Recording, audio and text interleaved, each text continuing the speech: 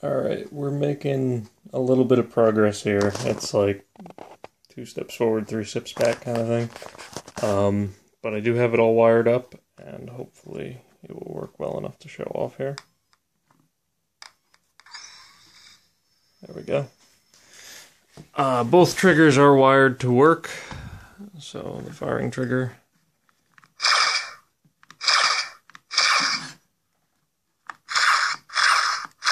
And the sound is coming out as well. Now this is the only thing I have a slight problem with, the overheat trigger. It's supposed to fan the barrels open. It works fine electronically, just mechanically this latch gets a little stuck, and this latch is what pushes the button, but let's see if I can get it to do it anyway. Hang on. There we go, and then this kind of pulses. And then when it's closed up again, the gun comes back online and you can go back to shooting.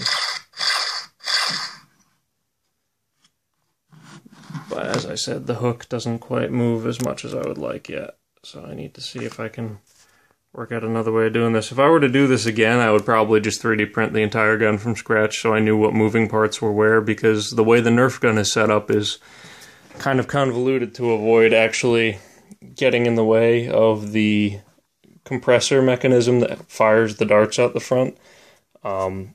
Because of that, I've had to work kind of around the limitations of the gun a bit here. And this trigger does work like 95% of the time, but I'll show you what's going on here. Hang on. Let's just get this off here. Hang on one second. Okay, I just opened the shell up, which is basically just taking this part off. The barrel has a little plug here so I can remove it and deal with it easier at painting. This is what I'm talking about as far as the mechanism is concerned. When you hit the secondary trigger here, the one that's actually in the gun at the moment, it moves this pin by pushing that up, and then that moves back, so that this will move forward and back and unlatch the top cover. And then it also pushes this pin down, which pushes this pin forward, which, in theory, is supposed to make that latch touch, like this. And when that happens, it goes into the overheat mode.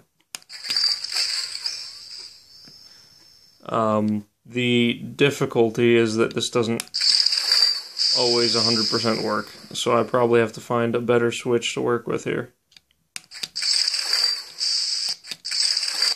The only reason I put it down here instead of further up like behind this trigger is because when you close the barrels back up, I wanted the gun to come back online with that noise that it makes, the second one. So like overheats, the barrels open up.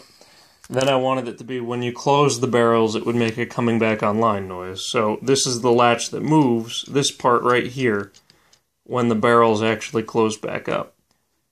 Which means if I put it here or anywhere else in the gun, you wouldn't get that kind of, closure effect. I could always just manually hit the button again, I guess, but that's not as cool, so I wanted to figure this out.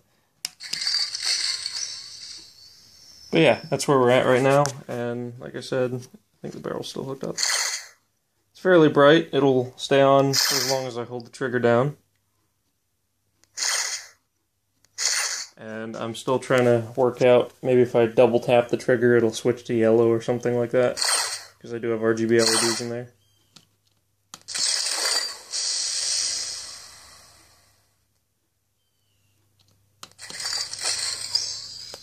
Okay, so that's where we're at.